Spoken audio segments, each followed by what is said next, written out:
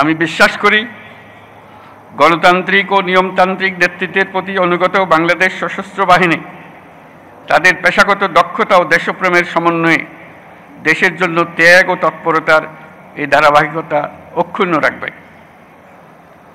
বাংলাদেশের গণতান্ত্রিক উত্তরণে আসন্ন নির্বাচন একটি গুরুত্বপূর্ণ অধ্যায় হিসেবে বিবেচিত হবে। আমার সুদৃঢ় বিশ্বাস এটি নির্বিঘ্ন ও উৎসবমুখর নির্বাচন হবে। এর আয়োজনে সশস্ত্র বাহিনীর সদস্যগণ দক্ষতা ও পেশাদারিত্বের সাথে এই মহান দায়িত্ব পালন করবে। একটি শান্তিপ্রিয় জাতি হিসেবে আমরা সকল বন্ধু রাষ্ট্রের সঙ্গে সম্মানজনক ও শান্তিপূর্ণ সহাবস্থানে বিশ্বাসী।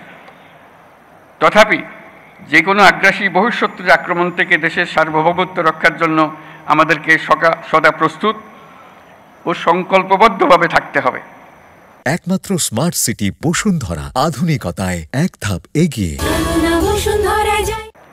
এই লক্ষ্যে আমাদের সেনা, নৌ, বিমান বাহিনীর আধুনিকায়ন, সমরাস্ত্র আহরণ ও উৎপাদন, উন্নত প্রশিক্ষণ এবং উন্নত বিশ্বের সঙ্গে তাল মিলিয়ে বাহিনীগুলোতে যুগোপযোগী প্রযুক্তি প্রয়োগের সংযোজনের প্রয়াস জোরদার করা হয়েছে।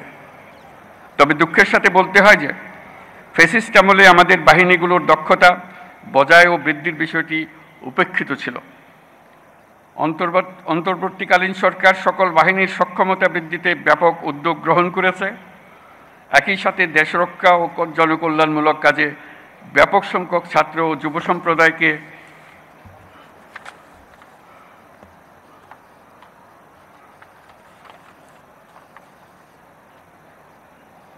সম্পৃক্ত করার উদ্দেশ্যে বিএনসিসির কার্যক্রম বহুগুণ বৃদ্ধির নীতিগত সিদ্ধান্ত নেওয়া হয়েছে। আমাদের এসব পদক্ষেপ দেশের প্রতিরক্ষা সক্ষমতাকে একটি নতুন পর্যায়ে উন্নীত করেছে। অভ্যাগত অতিথিবৃন্দ, বিগত ৩৭ বছরে জাতিসংঘে আমাদের শান্তিরক্ষীরা সফলতার সঙ্গে ৪৩টি দেশে ৬৩টি মিশন সম্পন্ন করেছে। বর্তমানেও বিশ্বের বিভিন্ন প্রান্তে 10টি মিশনে আমাদের শান্তিরক্ষীরা নিয়োজিত আছেন।